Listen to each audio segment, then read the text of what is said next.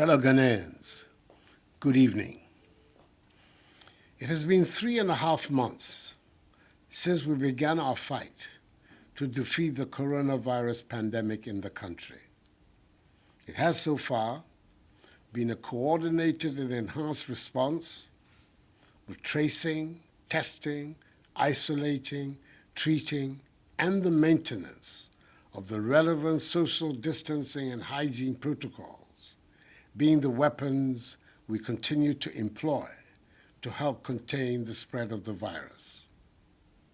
We are all agreed that this novel disease has thrust the whole world into unknown and uncharted territory, and we're having to learn as we go along.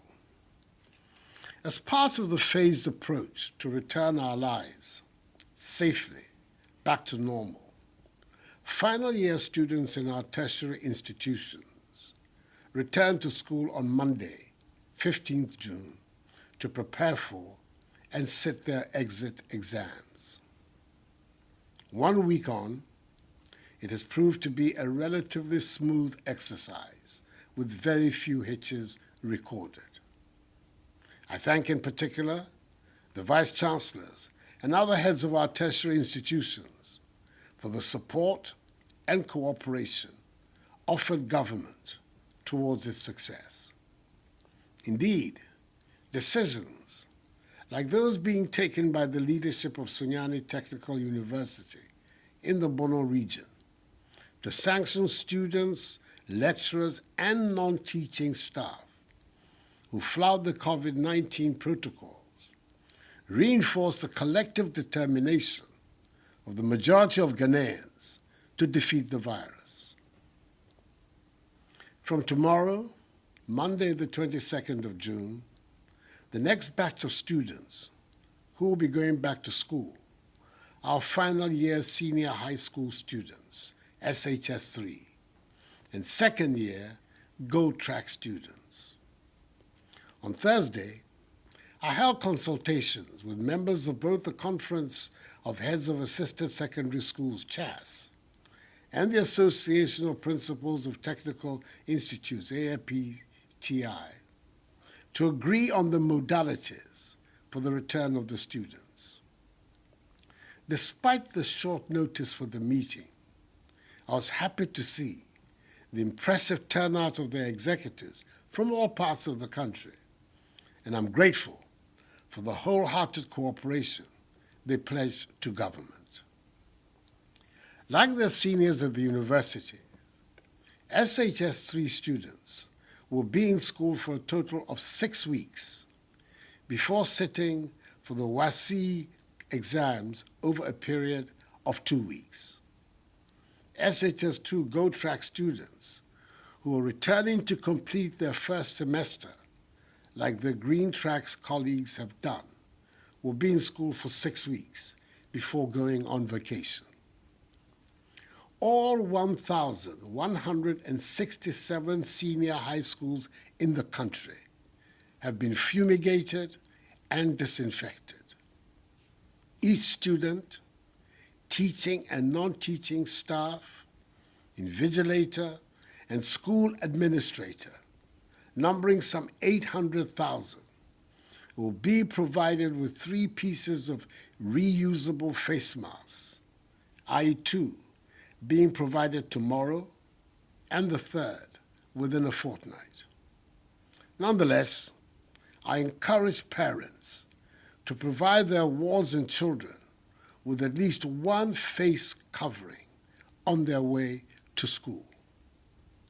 A total of 18,000 Veronica buckets, 800,000 pieces of 200 mils sanitizers, 36,000 rolls of tissue paper, 36,000 gallons of liquid soap, and 7,200 thermometer guns have been distributed. A maximum of 25 students will be permitted in each class. All-day students in schools with boarding houses will be resident in these boarding houses, whilst day students in schools without boarding facilities will commute from home and will be required to adhere to enhanced hygiene protocols. Eating in dining halls will be in appropriate numbers, and no visitors to the schools will be allowed. There will be no mass gatherings and no sporting activities. Religious activities under the new protocols will be permitted. Social distancing and the wearing of face masks are obligatory in our schools. One dormitory block in each senior high school is to be used as an isolation center in the event of a student falling sick. Again, each senior high school has been mapped to a health facility, and care will be provided to the sick by nurses assigned to these schools. Through the National Food and Buffer Stock Company, enough food supplies have been distributed to all schools. Government is also making available 350 buses and 840 pickup vehicles to senior high schools that did not receive vehicles in 2016. For the first time in our nation's history, the government will absorb the WASSCE examination fees of the 313,837 students who will sit for the exam. 75.4 million cedis will be spent on this. These SHS3 students, also referred to by some as the Akufo-Addo graduates, are also the first group of beneficiaries of government's free senior high school policy to sit the WASSCE exams. 1.2 million children, the highest such enrollment in our nation's history because of this policy, are currently in senior high schools. Let us pause for a moment to consider what would have happened to the 400,000 more students who have entered senior high school between 2017 and 2019 without this policy in place. We introduced free SHS because history and the experiences of developed nations have shown that the most efficient way to empower the population and thereby guarantee the future of the nation is by investing in education and skills training of the youth. This is because it is the people of Ghana, Ghanaians like you and I, and especially the youth of today, who are going to build Ghana. Without an educated populace, it will be difficult to transition from the status of a developing to a developed nation. Summing it up, that most noble Ghanaian, James Kwegyir Aggrey, said 100 years ago, and I quote, "I want all my people, my countrymen and women, to be educated, and thus render Africa indispensable in intellectual, spiritual, and commercial products of the world," unquote. I take this opportunity to assure all parents and guardians the government is determined to protect the lives of the 800,000 students, teachers, and non-teaching staff who will be returning to school from tomorrow. I will be the last person to put the lives of the Akufo-Addo graduates at risk. It bears repeating that they must all adhere strictly to enhanced personal hygiene and social distancing protocols, regularly wash their hands with soap under running water, refrain from shaking hands, and wear masks to protect themselves and others. These rules apply to all of us. Fellow Ghanaians, the experts told us right at the beginning of this pandemic that whether the virus spreads or not is dependent on our individual behavior. Someone put it graphically that the virus has not got feet and cannot move by itself, and that we humans spread it.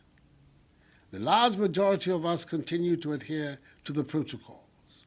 Unfortunately, there are some who do not. Others have slackened, and an unacceptably significant number have refused to obey them altogether.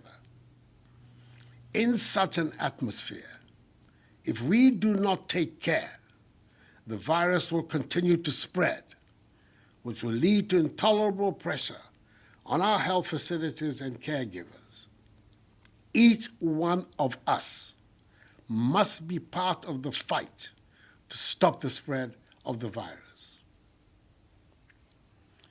Our approach to dealing with the virus, as I've always said, will be informed by the evolving science and data. At the outset of the pandemic, the scientific community and the World Health Organization, WHO, on 12 January 2020, recommended two main criteria for declaring someone who was tested positive as having recovered from the disease. The first is that you no longer have symptoms, and the second is that you're no longer capable of infecting others. Initially, the scientific thinking was that as long as you continue to test positive, you're capable of infecting others. Hence the requirement for the 2 consecutive negative tests before you're declared as having recovered. This was the science that informed the guidelines that Ghana has so far followed. However, there's now new evidence which states that after 10 to 14 days, a person with no symptoms is unlikely to transmit the virus to others, even if the person continues to test positive. It is on this basis that WHO has updated its guidelines as published per its Clinical Management of COVID-19 Interim Guidance of 27th May 2020, quote, as part of the clinical care pathway of a COVID-19 patient, unquote. According to WHO, asymptomatic patients, i.e., those who have tested positive for the virus but are not exhibiting any symptoms after 14 days, quote, are not likely to be infectious and therefore are unlikely to be able to transmit the virus to another person, unquote. After 3 weeks of analyzing and studying this update and recommendation and situating it in the Ghanaian context, in line with the admonition by WHO to member states, this new patient discharge recovery policy has now been adopted by Ghana, as have some countries in the European Union, Singapore, India, Malaysia, Hong Kong, and Dubai. As of Saturday, 20th June, the total number of positives cumulatively stands at 14,154 out of the 270,300 tests conducted. Under the revised policy, 5,925 persons have recovered and been discharged. This brings the total number of recoveries to 10,473. The number of active cases is at 3,596. In our hospitals and isolation centers, we currently have 24 persons severely ill, 6 persons critically ill, with 4 persons on ventilators. 85 persons have regrettably died. This increased number of persons being discharged from our isolation and treatment centers brings in its wake yet another issue that we have to deal with: stigmatization. It is obvious the stigmatization is adding further dimensions to the already difficult problem of the pandemic. Part of the reason for the spread of the virus is the reluctance of some persons to admit they have tested positive and go into quarantine for fear of being stigmatized, and in the process, continue to be agents of the spread of the virus.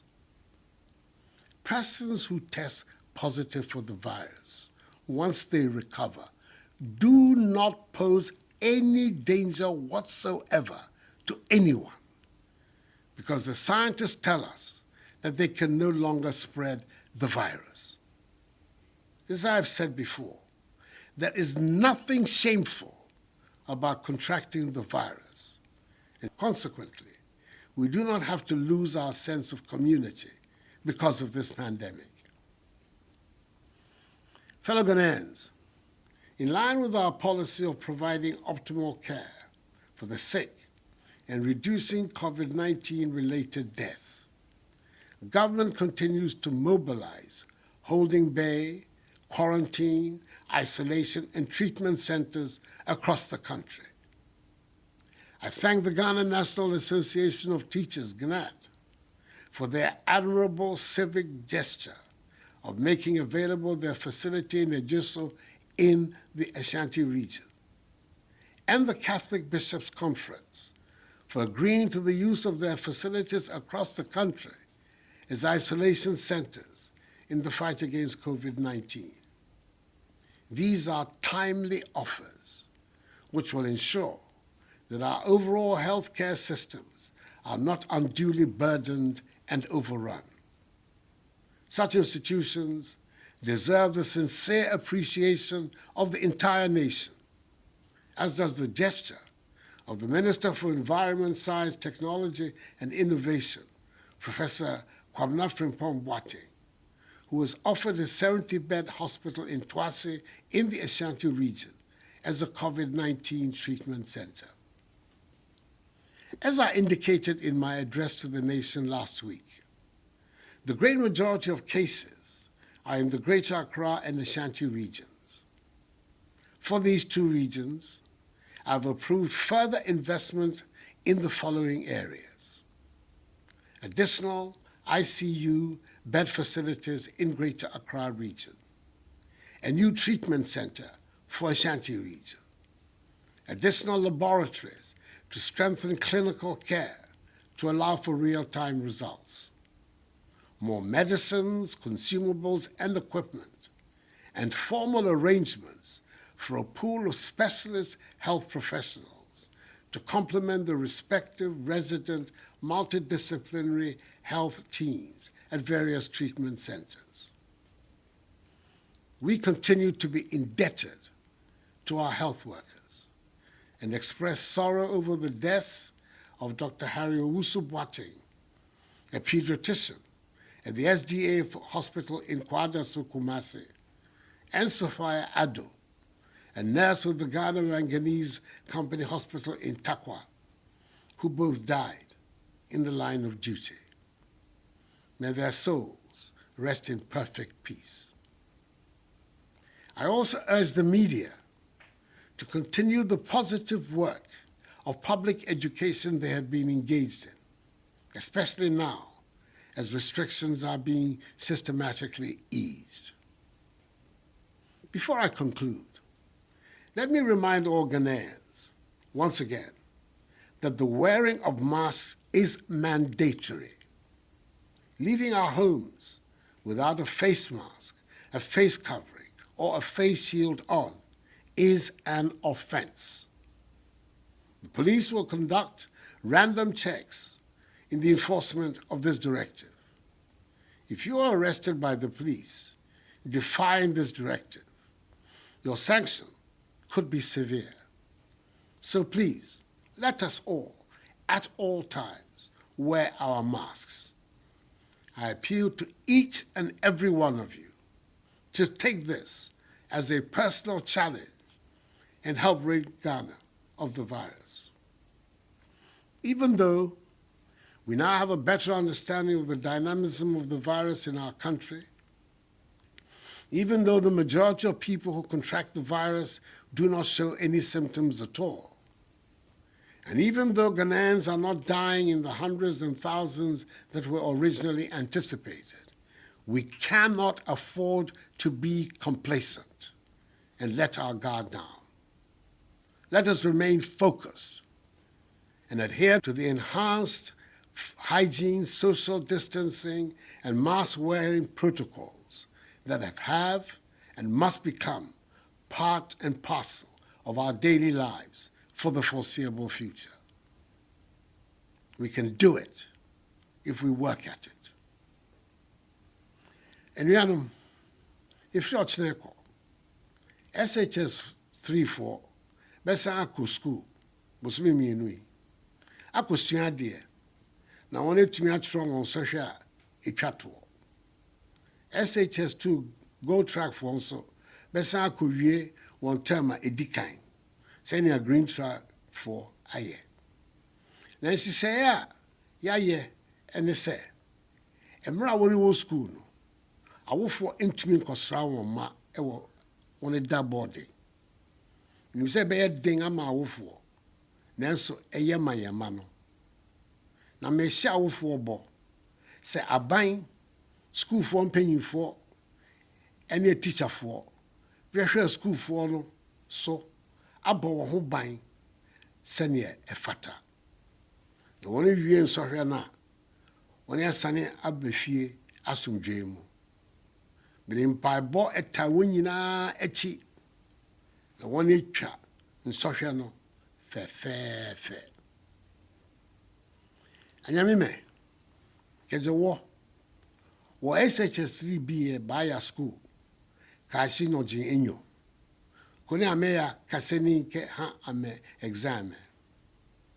SHS 2 go track bi hu baku amese. Ni amayagbe ametemena tomo green track bi le efe. Milake ibawa ka ha follow ake amenye ameasra amebiye. No jenyo ne fe. Sinakai bahi ke ha wo school biye. Mi wo nyesiake government amachole onupai ke chole fe ba kwanya biye ojogba koni ka me gba me exam na ma kusa me ke bashia ojogba mi sole ha me ni amaye nkunim. Let me, in conclusion, wish the Akufo-Addo graduates, the SHS 3 students, and their seniors in university the best of luck in their forthcoming examinations, which will be conducted in safety. Ghana needs them all for her progress. May God bless us all in our homeland Ghana and make her great and strong. I thank you for your attention.